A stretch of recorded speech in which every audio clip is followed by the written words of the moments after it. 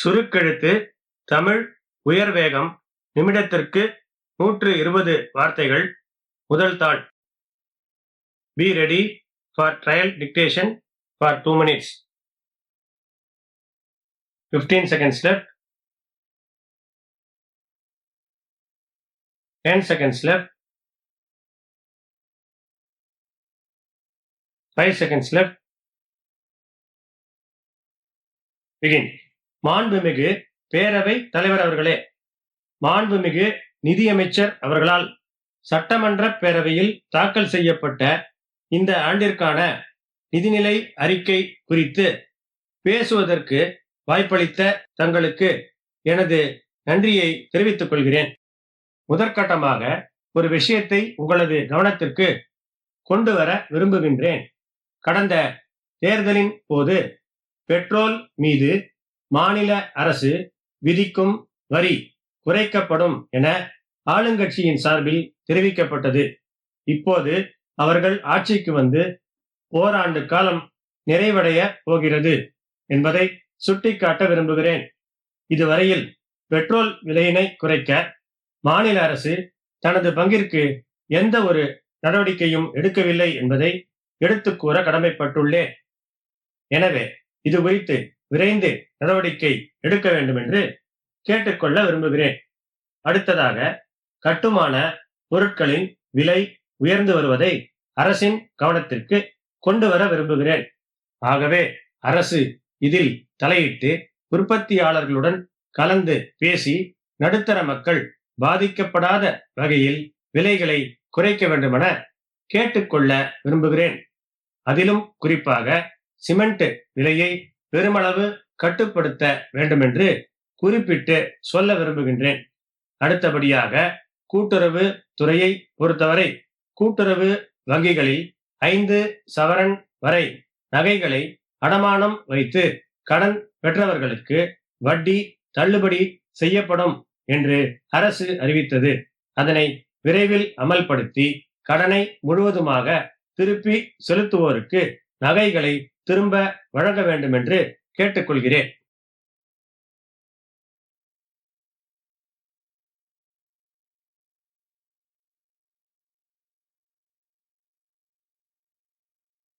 சுருக்கெழுத்து தமிழ் உயர் வேகம் நிமிடத்திற்கு 120 வார்த்தைகள். முதல் தாள். வினாத்தாளின் குறியீட்டு எண் 1040. Code number of question paper 1040. படிக்கப்பட்டதை சுருக்கெழுத்தில் எழுதிக் கொள்ள வேண்டும். சுருக்கெழுத்தில் எழுதிக் கொண்டதை அதற்கு நேரான விரிவெழுத்தில் எழுத வேண்டும். சுருக்கெழுத்து திறனுக்காக 10 மதிப்பெண்கள் ஒதுக்கப்பட்டுள்ளன. விரிவெழுத்தில் எழுதும்போது கையெழுத்து தெளிவாக இருப்பதுடன் வரிகளுக்கிடையே உரிய இடைவெளி இருக்க வேண்டும்.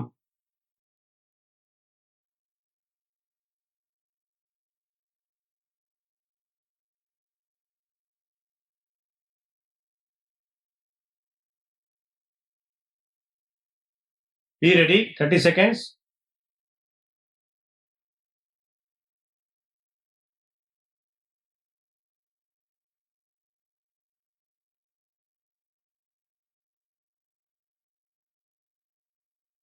Fifteen seconds left. 10 seconds left. 5 seconds left. Begin. மாண்புமிகு பேரவை தலைவர் அவர்களே, இந்த ஆண்டுக்கான வரவு செலவு திட்டம் மற்றும் வேளாண்மை நிதிநிலை அறிக்கை ஆகியவற்றின் மீதான பொது விவாதத்தில் எதிர்க்கட்சியின் சார்பில் பங்கு கொள்ள வாய்ப்பளித்த தங்களுக்கு முதற்கண் என் நன்றியை தெரிவித்துக் கொள்கிறேன். முதற்கட்டமாக தமிழ்நாட்டு மக்களின் நலன்களை காக்கும் அறிக்கையாக இது அமையும் என்று நாங்கள் எதிர்பார்த்தோம். அதேபோல மக்களுக்கு அளிக்கப்பட்ட தேர்தல் வாக்குறுதிகளை நிறைவேற்றும் அறிக்கையாக இது அமையும் என்றும் மக்கள் எதிர்பார்த்தார்கள். 2 எதிர்பார்ப்புகளையும் இந்த அறிக்கை பூர்த்தி செய்யவில்லை என்பதை பிரதான எதிர்க்கட்சியின் சார்பில் இந்த நேரத்தில் தெரிவித்துக் கொள்ள கடமைப்பட்டுள்ளேன்.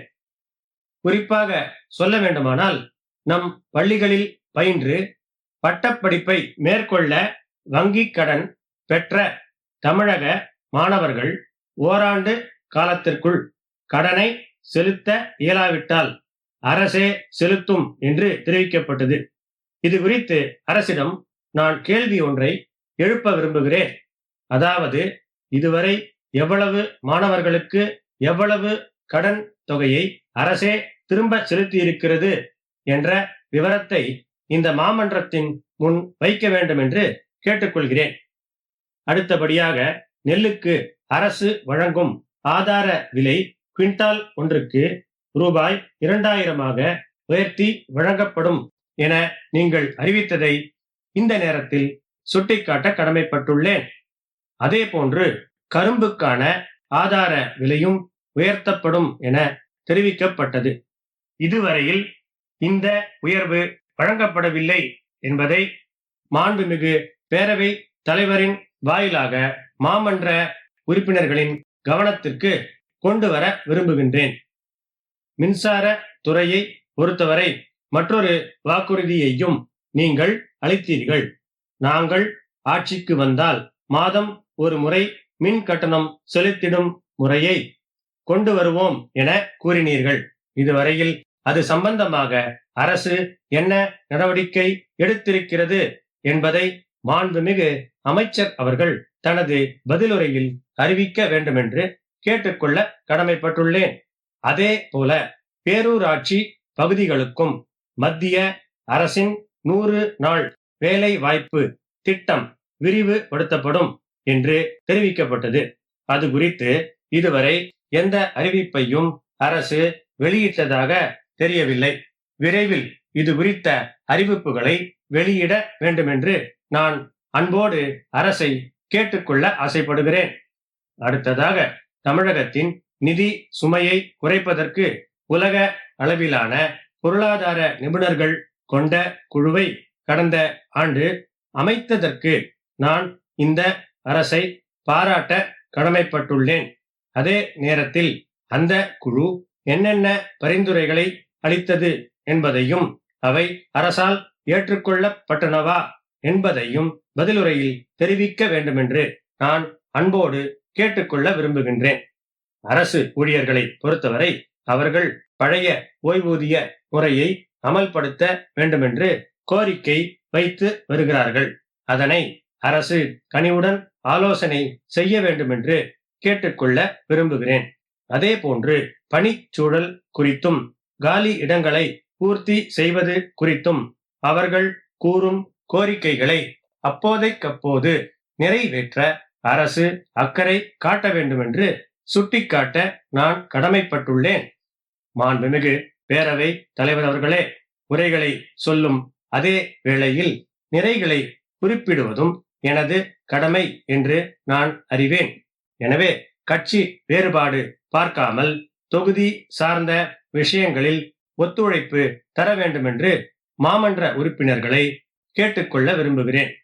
குறிப்பாக சொல்ல வேண்டுமானால், காஞ்சிபுரம் நகராட்சியை மாநகராட்சியாக தரம் உயர்த்தியதற்கும் அங்குள்ள பட்டு பூங்காவையும் மருத்துவமனையையும் தரம் உயர்த்தி தந்தமைக்கும் தொகுதி மக்களின் சார்பாக நான் பாராட்டுகின்றேன். இந்த அளவு பேசுவதற்கு வாய்ப்பளித்த மாண்புமிகு பேரவைத் தலைவர் அவர்களுக்கு நன்றி கூறி இத்துடன் எனது உரையை நிறைவு செய்கின்றேன்.